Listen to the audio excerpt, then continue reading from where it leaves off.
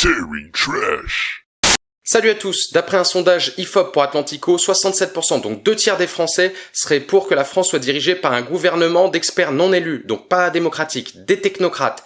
40% seraient même pour un pouvoir politique autoritaire. C'est flippant. Ça veut dire que tous ces gens-là réalisent pas que c'est déjà le cas. Non, je plaisante, c'est pas déjà le cas, non, parce que par définition, les technocrates, eux, sont compétents dans leur domaine. Non, ce qui se passe, c'est que les Français réalisent qu'on est gouverné par des incompétents qu'on n'a pas vraiment choisi, parce que t'as pu choisir seulement parmi la liste des gens qui étaient bons à être candidats, et rien d'autre. Donc au final, c'était juste choisis ton trou de balle. Vas-y. Ah non, par contre, on a que des trous de balle, des petits, des gros, mais tu choisis celui que tu veux. Donc partant de ce constat, il y a 2/3 des gens qui se disent, bon, quitte à pas choisir, autant prendre des gens compétents dans leur domaine, qui savent faire le boulot.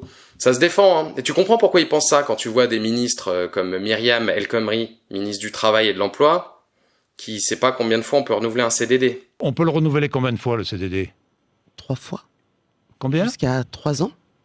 Non, mais combien? Un CDD peut être requalifié en CDD. Un CDD. Alors là, parce que je comprends plus. Un CDD. Combien de fois? Maximum? Je ne pourrais pas vous le dire. Ah, elle me fait penser à quelqu'un.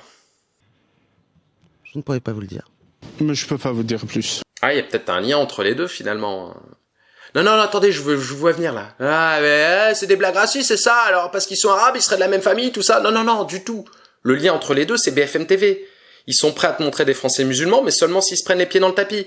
La civilisation arabo-musulmane a développé les mathématiques, la chirurgie, mais eux, ils te montrent que des arabes qui connaissent pas leur prénom. Non, Myriam El Khomri, elle s'est vraiment foirée, donc, mais elle reste sereine, ça va. Elle va pas démissionner, non. Après, la droite décomplexée, l'incompétence décomplexée. Je lui jette pas la pierre non plus, parce que elle a fait quasiment toute sa carrière dans la politique, donc on peut comprendre que le travail, ça soit une notion abstraite pour elle. Pour se justifier, elle a dit que c'était pas son rôle de citer par cœur le code du travail. Non, c'est vrai, son rôle, c'est de baisser le chômage. Mais ça, en fait, on avait déjà renoncé. On sait que c'est pas possible, donc on cherchait d'autres raisons de justifier ces indemnités. Non, baisser le chômage, c'est pas possible, parce que si tu baisses le chômage, après les gens n'ont plus peur, si les gens n'ont plus peur, ils acceptent plus n'importe quel salaire et n'importe quelle condition de travail, et puis après, le capitalisme tombe. Et ça, le PS, ça les embêterait. Donc Myriam El Khomri, pour se justifier, elle a également dit ça. Écoutez, quand Nicolas Sarkozy, président, ne sait pas si Al-Qaïda est chiite ou sunnite... La vieille balance. Oui, mais Sarkozy, il a dit ça, c'est pire. Oh là là. Mais ça me rassure quelque part par rapport au sondage Atlantico, parce que s'il y a un pouvoir totalitaire qui est mis en place, on pourra toujours trouver des collabos en France. Allez, abonne-toi avant que ça arrive. Et mon spectacle, c'est ce vendredi, le 13 novembre à Paris et le 18 novembre à Tours. Réservation bireduc.com.